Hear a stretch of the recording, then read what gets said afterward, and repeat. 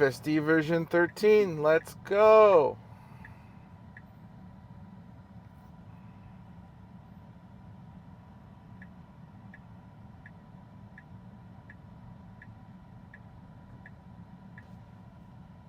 Alright, object in path detected. There is no object in our path.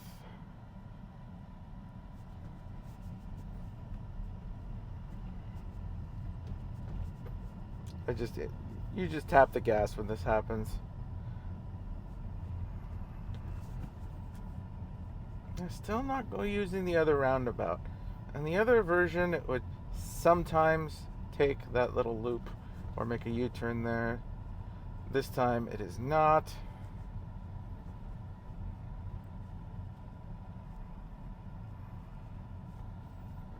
So we're running version 13, 3.2.1 on a hardware 4 Model Y. We're driving from Kirkland to the Ballard area to the office.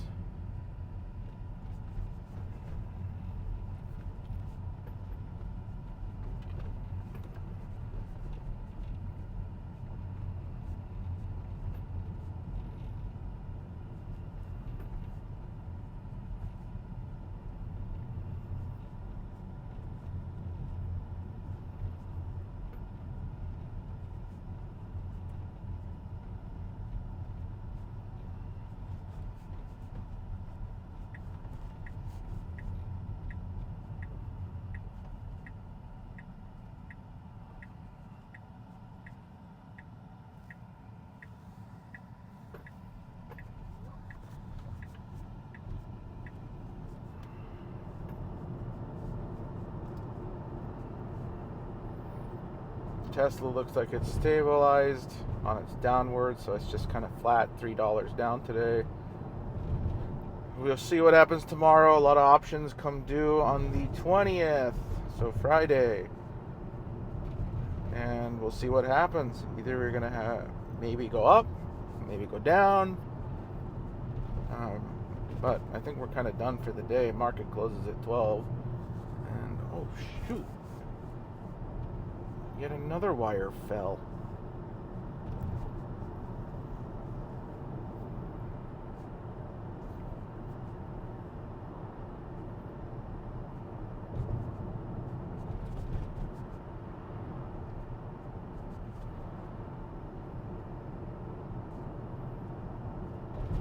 But I think that bundle is just legacy pots. So I doubt, because on this string right here you have legacy pots, which is plain old telephone service hanging. Those are those big thick bundles of the telephone pairs. They go from the old central office style system through a system of repeaters back to your home. And now, as time has gone past, you can kind of see them on the poles. You'll see these fiber running to these cans looking things, or they go to an on-ground station, and it'll convert fiber and be like a little virtual telephone switch station out in the field or near customers' homes, and that enables the phone company or operator to give you better DSL service if you don't have fiber to your home, or if someone's still subscribing to the telephone system. But I think it should just go the way of the dodo bird, honestly, and just pop that fiber to every single house if you can, because it is lightning fast. I have Ziply fiber. I'm on the 2 gig plan, symmetrical, and I think it's fine for me for quite some time, because quite frankly, installing anything, buying hardware that can handle faster than 2 gigahertz or 2 gig speed is not exactly cheap right now. And on the flip side, like for example, if you're trying to take this FSD video and upload it to YouTube, well, it doesn't matter anyway, because the fastest this SD card is going to dump the data off of its own little Even if you get this is a $90, $100 SD card inside 1 terabyte, it's 183 megabytes per second. So you're at the upper limit of what the devices will actually push to YouTube. Now, if you edit your video and have it on your faster hard drive, your more advanced, or your desktop should be able to push, if it let's say it had a 5 gigabit card inside, or 10 gig speed. It seems like everything goes to 2.5 and then the next jump is 10. Well, the question is YouTube going to even accept it? Or other services? You're just at the rate at which everybody's sitting, probably on 2.5 is a good standard. Wi-Fi 8 will come out in 2028, and then we have that'll start pushing people to maybe start doing 10 gig, because enterprise will now be able to do reliable 10 gig in big offices and stadiums and things like that. And then it'll kind of trickle down, or through the services, as they put it in. It'll make it cheaper for all of us, and hopefully by then the phone companies and everything, like Ziply, they'll go through another round of replacing all of their equipment at their central offices and out in the field. The fiber itself doesn't need to be replaced, but the little nodes and equipment in between. And for example, I think, well, like Comcast is on DOCSIS 3 now, or DOCSIS 4, and that's when you have coax operators, or they're pushing coax to your house, and at some point they'll convert. They have their system in fiber, more than likely, and it converts it into coax to do the last mile, so they can offer faster speeds. But Comcast is going through right now and upgrading their systems. But Wi-Fi 7 and 2.5 gigs, it's just fine. But anything more than 2 gig symmetrical service, you're just wasting money, in my opinion, as a residential. You can order, I think, 5, 10, and faster in my neighborhood if you'd like, but it's just costing you more money. But unless you have a lot of kids and are running a server, I think you can get a static IP as well as one of the data plans. So that would be useful if you're hosting your own site at your house and you have ample speed to do it. So you could actually host like an app or anything like that, and do a lot of back end with 10 gig. If you're just a small operator, you're just running a small website or something like that.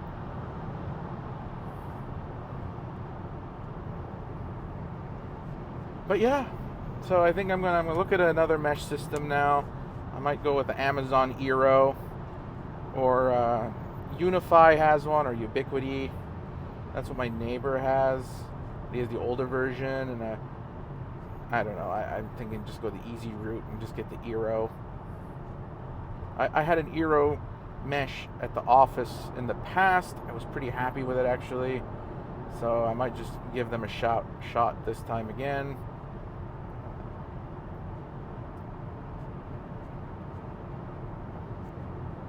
Unfortunately, the buy it now problem is biting me in the rear, because I bought one thing breaks, you run out, you buy a new one.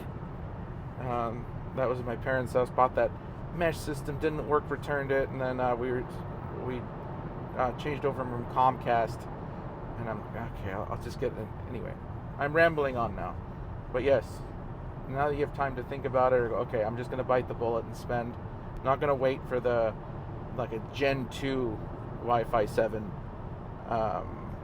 receivers. That's what I'm really trying to do. I just bought these cheaper Netgear Gen 1 boxes because my gut says that, well, I'd rather suffer with a little bit of issues, and then they're eventually going to come out with hardware updates in 2025. I have to, because everything kind of came out around early 2024, the Eeros, all the Wi-Fi 7 stuff. And that's what I'm having issues with, those mesh with the Decor from Costco. It's just, until they update the hardware and the software, I'll bet they're all kind of problematic. But you know what? Again, still rambling.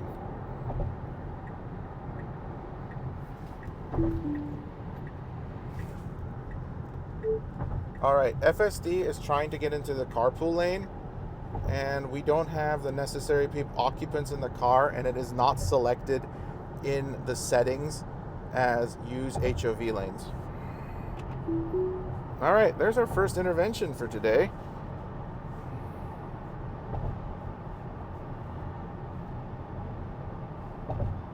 So I'm going to confirm this. Use HOV lanes, and so it's not selected, so it knows not to use it. But for some reason, we had this issue 2 days ago, but I attributed it to rain and not being able to see the diamonds. So it is clear as day and bare, and we're still doing it. And interestingly enough, in the same exact spot.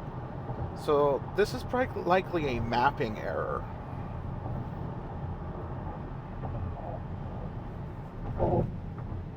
Because that's too much of a coincidence. Within 800 feet. I'm willing to bet if we look at the video again or roll back to that one from would be Tuesday, that we were trying to jump into the carpool lane in the exact same spot.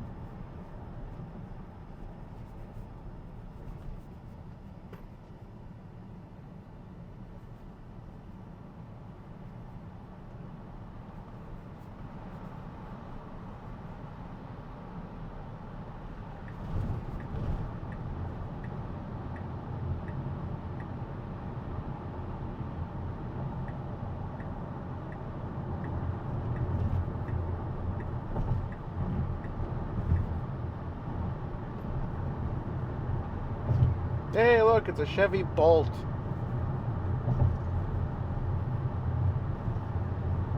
These are kind of cool little cars.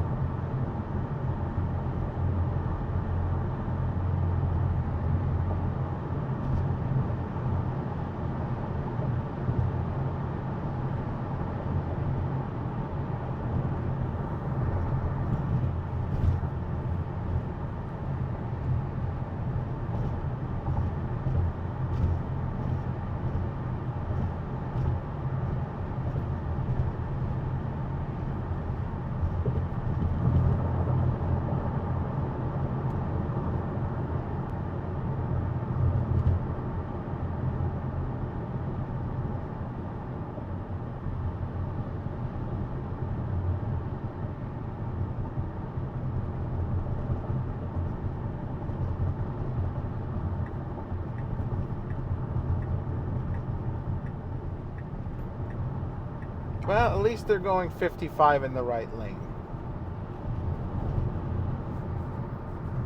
Again, what is perceived 55, because these aren't calibrated speedometers, so nobody knows how fast anybody's going. It's great.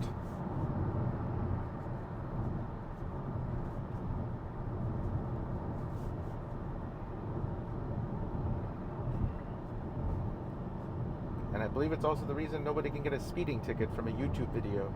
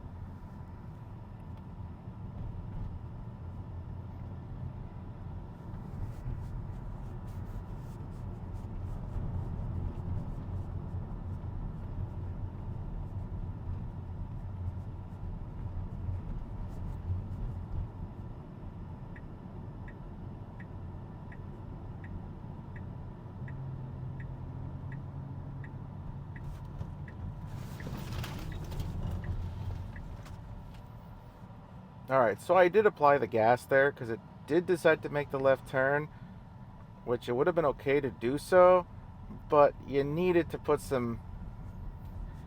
If you wanted to drive like that, you need to put the hammer into it a little bit.